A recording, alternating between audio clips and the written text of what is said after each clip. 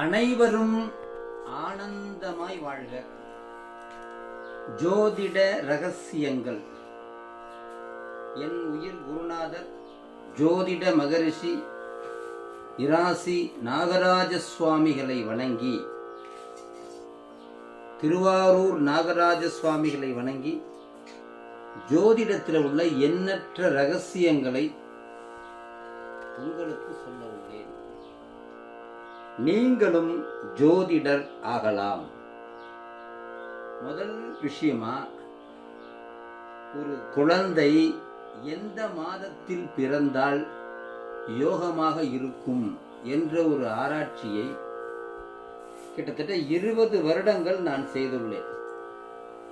அதன் முடிவாக இந்த பூமியிலே ஒரு குழந்தை பிறக்கின்றது என்றால் ஆவணி மாதம், மார்கழி மாதம்,